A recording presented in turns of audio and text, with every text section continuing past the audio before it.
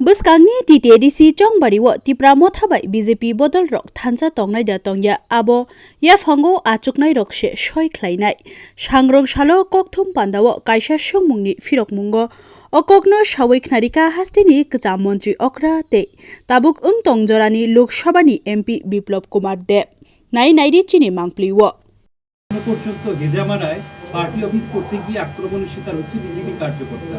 অন্যদিকে মুখ্যমন্ত্রী যেটা বলছেন যে বড় ভাই ছোট ভাইয়ের মতো থাকা উচিত। এডিসি নির্বাচনে 28টা আসনে বিজেপি লড়াই করবে। কোথাও কি ত্রিপুরামথার বিরুদ্ধে যে এই অভিযোগ বা আক্রমণ জোটের মধ্যে ফাটল দেখা দিচ্ছে, সম্পর্ক তিক্ততা বাড়ছে? এবং কালকে আমাকে নর্থ একটা প্রশ্ন এই ধরনের করেছে। আমি তো অতটাই বুঝি, আমি এত বড় রাজনীতিবিদ নাই, কিন্তু মাটি আমি বুঝি, মানুষকে চেনার চেষ্টা করি।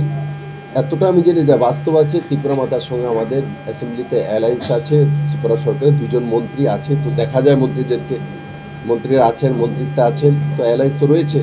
বাকি এডিসি ইলেকশনে কি হবে কেন্দ্রীয় নেতৃত্ব দেখো।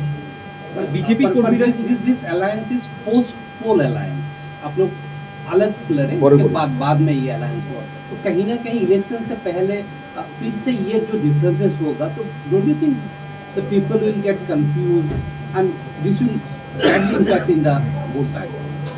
দেখুন, পিপল কনফিউজড হবে, আমি আপনার সঙ্গে সম্মত না। ত্রিপুরা এমন একটা জায়গা, আপনি নিজেও কনফিউজড হবেন, আপনিও ত্রিপুরারই মানুষ। ত্রিপুরার মানুষ বহুত বিচক্ষণ। 2018 ইলেকশনের আগে যখন আইপিএফটির সঙ্গে যাচ্ছিলাম, তখন কমিউনিস্টরা এখানে তুলেছে যে বিজেপি আইপিএফটির সঙ্গে যাচ্ছে, ত্রিপুরাল্যান্ড তারা ডিমান্ড করেছে, কি হবে।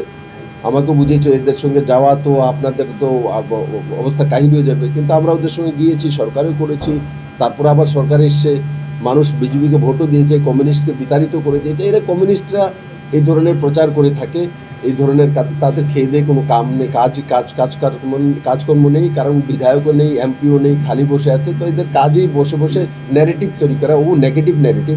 তো আমরা বাস্তবে বিশ্বাস করি নরেন্দ্র মোদীর নেতৃত্বে ত্রিপুরা ডেভেলপমেন্ট হচ্ছে। মানিকবাবু এখানে মুখ্যমন্ত্রী আছেন, উনি ত্রিপুরা ডেভেলপমেন্ট করার প্রাণপণ চেষ্টা করছেন।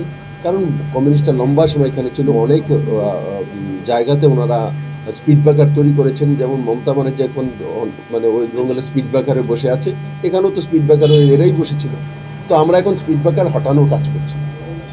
आप ट्राइपार्टाइट एग्रीमेंट में आप खुद थे, जो ट्राइपार्टाइट एग्रीमेंट जो हुआ था, तो उसका अभी तक कोई असर नहीं है। ये that is the main difference between this. देखिए, এই ক্ষেত্রে একটু আমি সংযোজন করি যে প্রদ্যুৎ কিশোর দেববর্মন বলছে ত্রিপুরার কয়েকজন নেতা এই ক্ষেত্রে বা আপনাদের বিজেপি দলের কেউ এই ক্ষেত্রে বাধা সৃষ্টি করছে এই এগ্রিমেন্টটাকে বাস্তবায়িত। দেওয়া ত্রিপুরার লোক বাধা দেবে, ত্রিপুরার প্রদ্যুৎ কুমার মানিক বাহাদুর, ও এই মাটির, আমি বিপ্লব দেবের এই মাটির, তো স্বাভাবিকভাবে ভাই কে বাধা দেবে আমি জানি, কারণ এটা সেন্ট্রাল গভর্নমেন্টের কাছে চলে গেছে, সিলেক্ট কমিটির কাছে আছে। কারণ এটা শুধু 25A বিষয়, সেটা শুধু ত্রিপুরার ইস্যু নয়। যেমন ল্যান্ড দিয়ে দেওয়া, land is the state subject, this is the rules of Indian constitution. তো আপনি ল্যান্ড যদি কাউকে দিতে চান, তো ল্যান্ডের প্রাইম মিনিস্টারের কাছে থাকে না, চিফ মিনিস্টারের কাছে থাকে, মাত্র ডিএম এর কাছে, এসডিএম এর কাছে থাকে। সবাই আমরা জানি ভারতীয় সংবিধানের নিয়ম অনুসারে।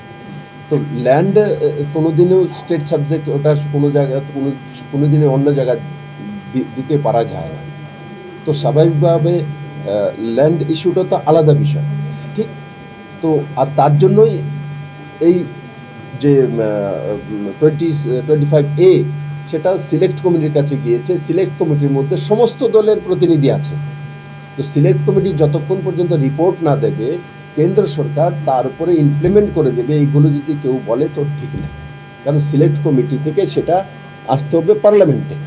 সিলেক্ট কমিটি যখন সেটাকে তয় করে পার্লামেন্টে আসবে, পার্লামেন্টে ডিবেট হবে, ডিবেট হওয়ার পরে তখন গিয়ে সেটা বিল হয়, বিল হয়ে তখন এটা রাষ্ট্রপতির ডাইরেকশন নোটিফিকেশন করে, দেন সেটা ইমপ্লিমেন্ট হয়। তো এখন সিলেক্ট কমিটিতে আছে, সিলেক্ট কমিটির মধ্যে সব দলের প্রতিনিধি আছে। তো আমরা কোথায় আটকিয়ে রেখেছি? কেন্দ্র সরকার তো আটকা নেই। ত্রিপুরা রাজ্যের মধ্যে যাই জনজাতির ডেভেলপমেন্ট হচ্ছে, নর্থ ইস্ট হয়েছে only for Amit Shah, Narendra Modi record. Afsa আমাদের সময় ম্যাক্সিমাম শেষ, আফসা শেষ হওয়া মানে কি? উগ্রবাদের সমাপ্ত হওয়া। এটা কোথায় গিয়েছে? পিস, রোজগারে গিয়েছে। কে দিয়েছে? নরেন্দ্র মোদী। তো শুধু ত্রিপুরাতে করেছে না, পুরো নর্থ ইস্টের কোনো ওভারঅল ডেভেলপমেন্ট যদি কোনো রাজ্য সরকার বা কেন্দ্র সরকার করেছে ভারতীয় জনতা পার্টি আর এনডিএ সরকাররাই করেছে, দিস ইজ দ্য ট্রু। তো সেটা প্রদ্যুৎ কিশোর মানিকও জানে, বিপ্লব দেবও জানে, ডক্টর মানিক শাহ জানে, অমিত শাহও জানে, আর ত্রিপুরা মানুষ বুঝে। আসন্ন এডিসি নির্বাচন কি প্রিপোল অ্যালায়েন্স না পোস্ট পোল অ্যালায়েন্স, কোনটা আপনি যখন রাজ্যের মুখ্যমন্ত্রী ছিলেন কি মনে করেন?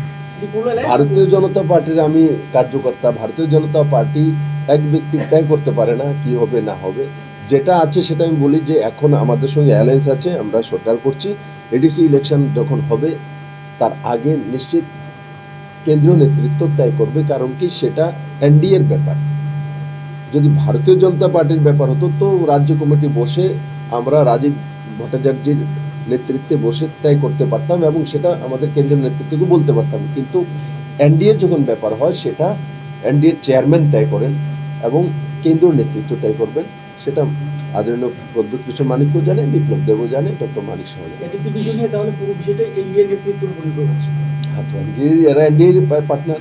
ত্রিপুরার বিরোধী দলনেতা আপনার মন্ত্রিসভার কোনো এক সময় সদস্য তিনি